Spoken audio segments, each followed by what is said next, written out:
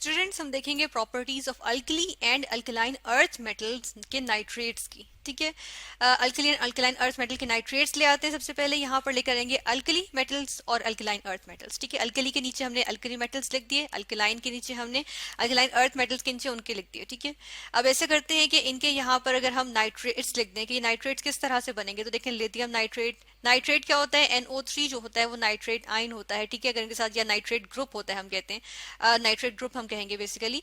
ये ग्रुप है, अगर ये ग्रुप हम इनके साथ लगा दें नाइट्रेट ग्रुप, ठीक है, NO3 ग्रुप जो है, तो ये हमारे पास क्या बन जाते हैं, इनके रिस्पेक्टिव नाइट्रेट्स बन जाएंगे। ठीक है, और अगर अल्कली मेटल के साथ मेटल्स के साथ हम नाइट्रेट ग्रुप लगाएंगे तो वो अल्कली मेटल नाइट्रेट्स बनेंगे। ठीक है, और अल्कलाइन अर्थ मेटल के साथ लगाएंगे तो अल्कलाइन अर्थ मेटल के नाइट्रेट्स हमारे पास आ जाएंगे। ठीक है, तो ये हम यहाँ पर सबके साथ लिख लेते हैं। तो यहाँ पर हमने क्या किया है, यहाँ पर इनके साथ इनके नाइट्रेट्स लगा दिए। ठीक है, तो इनके हम रिस्पेक्टिव नाइट्रेट्स देख रहे हैं जो कि हमारे पास अल्कली और अल्कलाइन अर्थ मेटल्स यहाँ मौजूद थी। इनकी प्रॉपर्टीज देखेंगे, प्रॉपर्टीज कौन कौन सी देखेंगे, फर्स्ट ऑफ ऑल हम सॉल्युबिलिटी देखेंगे और नेक्स्ट हम इनकी थर्मल स्टेबिलिटी देखेंगे। ठीक है, तो फर्स्ट ऑफ ऑल सॉल्युबिलिटी हम यहाँ पर लिखेंगे। सॉल्युबिलिटी की बात की जाए तो यहाँ पर हम ये देखते हैं कि जो नाइट्रेट्स होते हैं वो तमाम केटाइंस के लिए, जो ऑल केटाइंस हम यहाँ पर लिखेंगे। हम एक सॉल्युबिलिटी रूल देखेंगे कि ऑल केटाइंस होते हैं, जितने भी केटाइंस होते हैं, ठीक है ना। केटाइंस क्या होते हैं, पॉजिटिवली चार्ज, हम कहते हैं आयंस जो होते हैं उनको हम केटाइंस कहते हैं। जिस तरह लिथियम का आयन जो है वो इस नाइट्रेट में लिथियम पॉजिटिव आयन है। ठीक है, और नाइट्रेट जो है वो नेगेटिव आयन बनेगा। ठीक है, यानी कि लिथियम जो है वो केटाइन है, सोडियम जो है वो केटाइन है। ठीक है, सोडियम केटाइन आएगा सोडियम नाइट्रेट में, और नाइट्रेट जो है वो एनाइन आएगा। ठीक है, इस तरह से आएगा। तो यहाँ पर हम ये देखते हैं कि जो जितने भी केटाइंस है ना, चाहे वो अल्कली मेटल केटाइंस हो, अल्कलाइन अर्थ मेटल केटाइंस हो, इनके जो नाइट्रेट्स होते हैं, ठीक है, यहाँ पर हम एक और बात भी लिखेंगे कि जो इनके नाइट्रेट्स होते हैं वो क्या होते हैं, वो सॉल्युबल इन वाटर होते हैं। ठीक है, और ज्यादातर इनमें से देखें तो बेसिकली इनमें से जो मोस्टली हैं, ठीक है, वो क्या होते हैं, व्हाइट कलर के होते हैं, व्हाइट सॉलिड्स होते हैं। तो यहाँ पर हम कहेंगे ऑल केटाइंस के जो नाइट्रेट्स हैं, या कुछ जहाँ पे हम लगा देंगे इस तरह से एपोस्ट्रोफी एस, और हम लिखेंगे वो सॉल्युबल इन वाटर होते हैं। ठीक है, तो ये हमने देख लिया। और इसके अलावा ये कि हम देखते हैं कि अल्कली मेटल्स जो होते हैं उनके साथ तो हर एनाइन, हर जो ग्रुप लग जाए, इस तरह हाइड्रोक्साइड लगे या इस तरह से, एक्सेप्ट लिथियम हम देखते हैं, लिथियम में हमारे पास थोड़ी सी एक्सेप्शन आ जाती है। लेकिन उसके अलावा जितने हमारे पास सोडियम ऑनवर्ड जो हमारे पास अल्कली मेटल्स होते हैं, इनको हम देखते हैं कि इनके जो केटाइंस होते हैं ना, इनके साथ कोई भी एनाइन लगा हो तो वो यूजुअली हम कहते हैं सॉल्युबल होते हैं। ये सॉल्युबिलिटी के हमारे पास रूल्स में से आ जाता है। ठीक है, तो बेसिकली जो यहाँ पर हमने देखा कि इन सब के जो नाइट्रेट्स है वो सॉल्युबल इन वाटर है। ठीक है, दूसरी प्रॉपर्टी हम यहाँ पर देखेंगे और वो है थर्मल स्टेबिलिटी।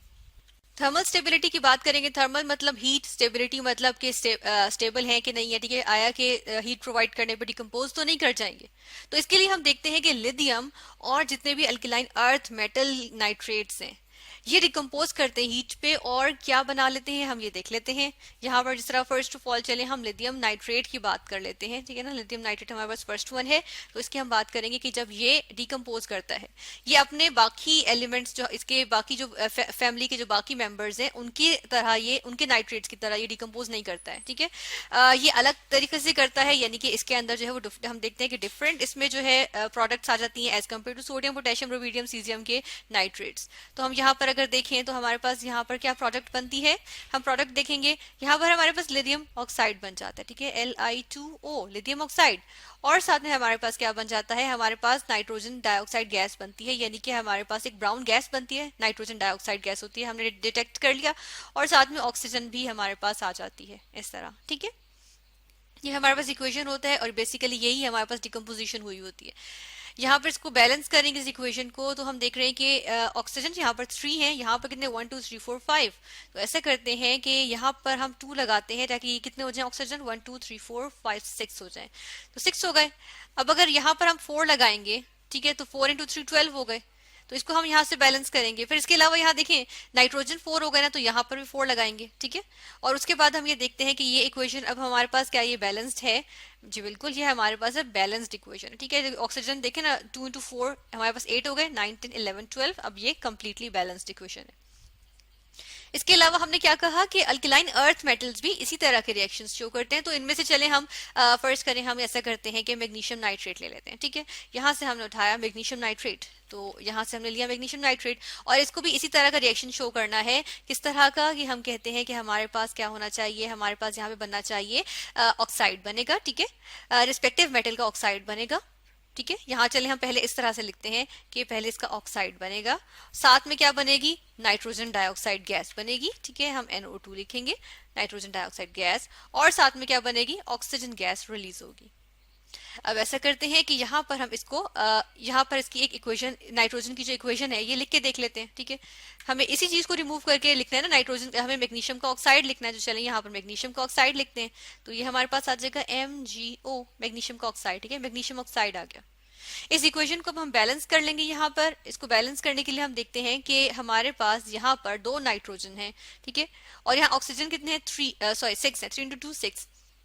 तो फर्स्ट ऑफ ऑल तो इसको बैलेंस करेंगे, उसके लिए हमें क्या करना पड़ेगा, यहाँ 2 लगाएंगे ताकि ऑक्सीजन को हम इवन फॉर्म में लेकर आ सकें। फिर हम ये देखेंगे कि अब ये देखें 1 2 3 4 5 6 ऑक्सीजन तो बैलेंस हो गए, लेकिन अब मेरे पास यहाँ पर नाइट्रोजन बैलेंस नहीं है। लेकिन अगर नाइट्रोजन को बैलेंस करने के लिए मैं यहाँ 2 लगाऊंगी तो मेरे पास फिर ये इक्वेशन क्या बैलेंस होगी, ये बैलेंस नहीं होगी, इसलिए क्योंकि यहाँ पर हम देख रहे हैं कि ऑक्सीजन बैलेंस नहीं रहेंगे ना। तो इसलिए इसको बैलेंस करने के लिए हम क्या करते हैं, यहाँ पर हम 4 लगा के देखते हैं। ठीक है, अगर हम यहाँ 4 लगाएं तो देखिए नाइट्रोजन 4 हो गए, तो यहाँ 2 लगाना पड़ेगा क्योंकि मैग्नीशियम भी यहाँ पे 2 है ना, इस वजह से। फिर हम देखते हैं कि अब 3 × 2 6 हमारे पास ऑक्सीजन हुए, और इंटू 2 यानी 12 हुए, तो 1 2 फिर 8 10, और ये हमारे पास बैलेंस्ड इक्वेशन आ गई। ठीक है, इस तरह से। फिर इसके बाद हम देख लेते हैं यहाँ पे थर्मल स्टेबिलिटी में। अब हम बात करेंगे, हमारे पास कुछ बच गए हैं और वो है हमारे पास अल्कली मेटल के नाइट्रेट्स अदर देन लिथियम। इनकी हम बात कर लेते हैं। ठीक है, इनकी बात करेंगे तो इनके लिए हम पहले एक जनरल हम देख लेते हैं स्टेटमेंट यहाँ पर, या जनरल इक्वेशन देख लेते हैं डिकम्पोजिशन के लिए फॉलो होगी। और वो हमारे पास ये है कि देखें, अगर मैं कैपिटल M से रिप्रेजेंट कर रही हूँ अल्कली मेटल के नाइट्रेट्स अदर देन लिथियम, तो क्या होता है कि इनके नाइट्रेट्स, ये हमारे पास इस तरह से इनके नाइट्रेट आ गए। ठीक है, इनकी डिकम्पोजिशन होगी अपॉन हीटिंग, और हम देखते हैं हमारे पास क्या बनता है, हमारे पास यहाँ पर बन जाएगा, हम देखते हैं कि नाइट्राइट बनेगा। ठीक है, कंप्लीट डिकम्पोजिशन नहीं होती यहाँ पर, बल्कि नाइट्राइट बन जाता है, MnO2, ये नाइट्राइट होता है। अभी हमने नाइट्रेट देखे थे ना, और ये है नाइट्राइट। ठीक है, और उसके साथ साथ हमारे पास क्या आ जाता है, ऑक्सीजन गैस जो है वो रिलीज हो जाती है।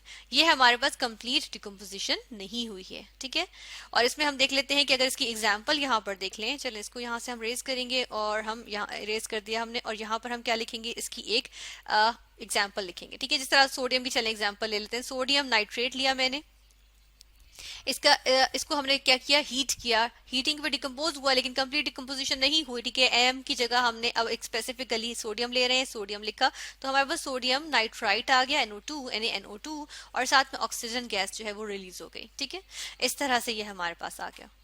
ठीक है ना, और इसको अगर हम बैलेंस कर लें, चले हम, ये तो जनरल इक्वेशन थी, लेकिन चले हम इसको भी बैलेंस कर लेते हैं। ठीक है, तो इसको बैलेंस करेंगे तो हमें क्या करना पड़ेगा, यहाँ 2 लगा लेते हैं और यहाँ 2 लगा लेते हैं, ये इक्वेशन जो है वो बैलेंस हो जाएगी, क्योंकि हमारे पास सारे के सारे एलिमेंट्स इसमें जो है वो बैलेंस हो गए। और नेक्स्ट इक्वेशन में हम देख लेते हैं, सोडियम वाली जो इक्वेशन है ये बिल्कुल इसी तरह बैलेंस होगी ना, क्योंकि ये बिल्कुल इसी की कॉपी है, हमने जस्ट स्पेसिफिकली एक एलिमेंट ले लिया, एक अल्कली मेटल ले लिया, तो यहाँ पर हम 2 लगाएंगे और यहाँ पर 2 लगाएंगे, ये इक्वेशन बैलेंस हो गई।